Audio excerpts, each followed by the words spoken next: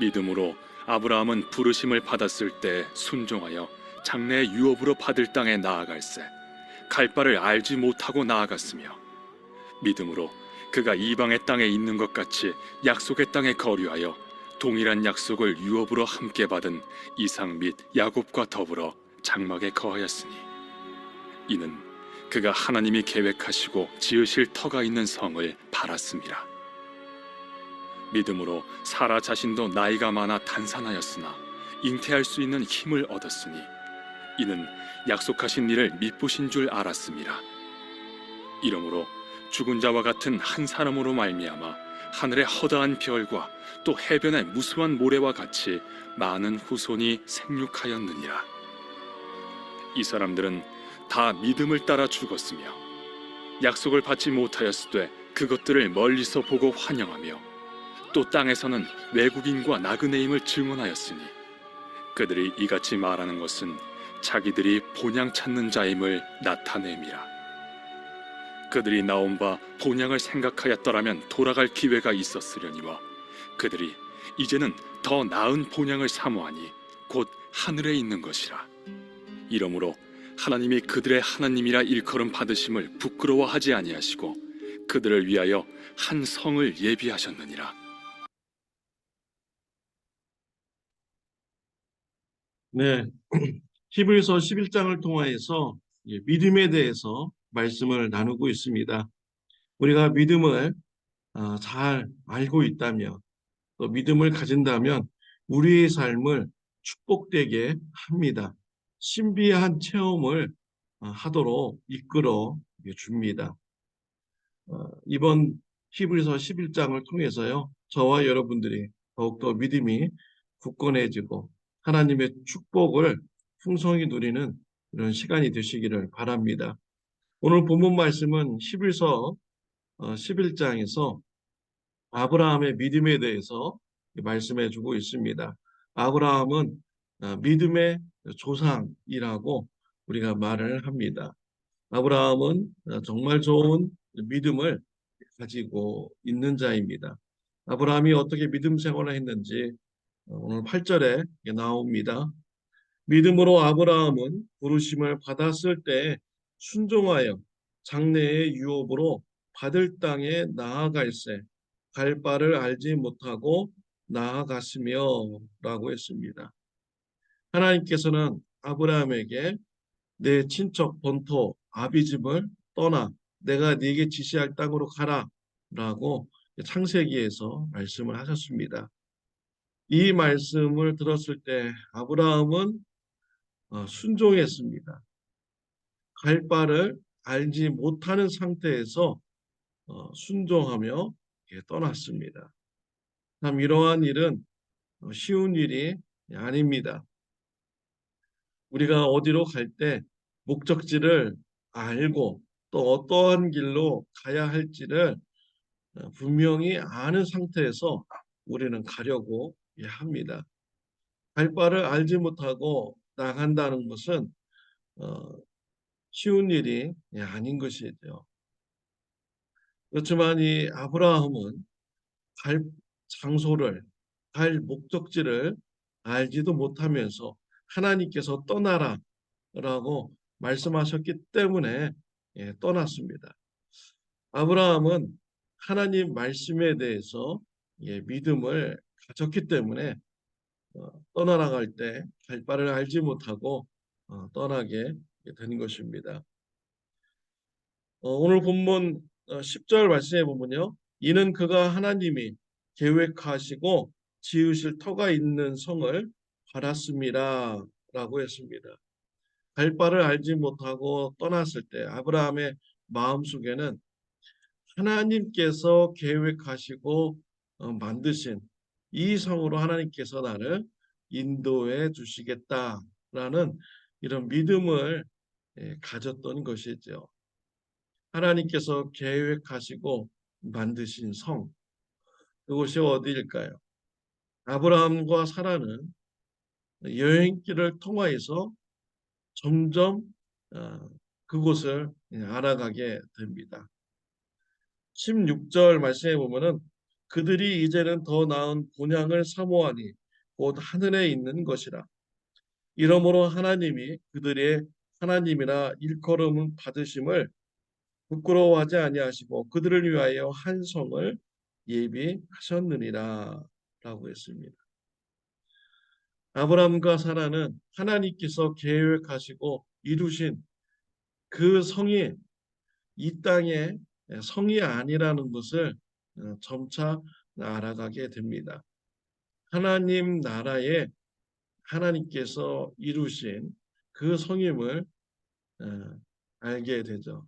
천국의 성을 하나님께서 예비하셨구나 라는 것을 알고 그 성의 이제 소망을 이제 가지게 됩니다. 아브라함은 하나님께서 가라고 했을 때 갈 바를 알지 못하고 믿음으로 나서는 순종하는 이런 신앙생활을 하였습니다. 저와 여러분들도 이와 동일한 신앙생활이 있으시기를 바랍니다. 하나님께서 떠나라 라고 했을 때 믿음을 가지고 그 결과는 어떻게 될지 모르지만 떠날 수 있는 저와 여러분들이 되시길 바랍니다. 우리가 어디를 떠나야 되겠습니까? 죄의 자리를 떠나야 됩니다. 악한 자리를 떠나야 되는 것이죠.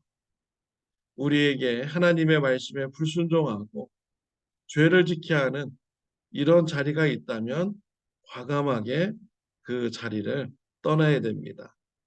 그 자리를 떠남으로써 나에게 어떤 피해가 올 것인지 어, 알지 못하지만 갈 바를 알지 못한 상태라도 하나님의 께서 원하시는 자리로 가야 되는 것이죠. 사랑을 실천하는 삶, 의로운 길을 갈 수 있는 삶, 이런 삶의 자리를 어, 향해서 나가야 되는 것입니다.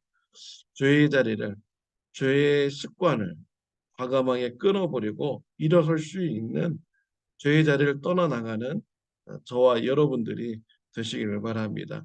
하나님의 말씀에 순종의 길로 돌아서는 축복이 있으시기를 바랍니다.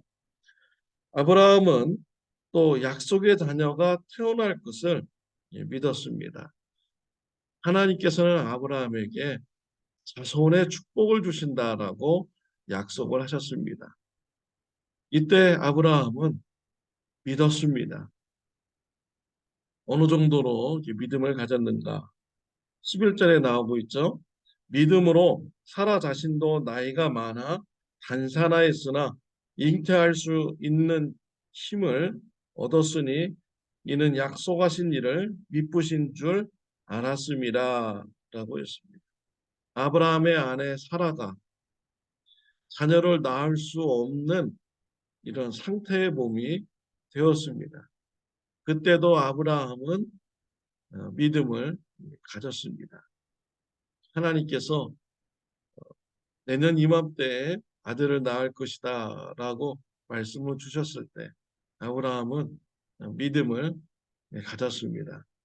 사라는 그 말씀을 듣고 웃었죠. 그러나 웃은 것으로 끝나지 않았습니다. 그들은 믿음을 가졌습니다. 그 믿음 때문에 약속하신 자녀를 얻게 되었습니다. 제가 아는 목사님은요, 이 아브라함의 이러한 믿음을 보고 어, 따라해 있습니다. 아브라함도 도저히 자녀를 낳을 수 없는 이런 상황인데도 아들을 낳았다. 우리 부부에게도 하나님께서 아들을 반드시 주리라. 이런 믿음을 가지고요. 아직도 임신되지 않은 그런 부부의 상태인데 아들이 주어진 것처럼 아들 이름을 정하고 서로 아들 이름을 부르면서 신앙생활을 했어요. 만약에 앞으로 낳을 아들의 이름이 조셉이라면 조셉 엄마라고 부르면서 부부 생활을 했고 또 그 사모님도 조셉 아빠라고 부르면서 신앙생활을 했습니다. 온 교인들이 보면서 어, 이해가 안 되고 이렇게 웃었다고 합니다. 그런데 이렇게 믿음으로 나아가니까 정말로 하나님께서 은혜 주셨습니다.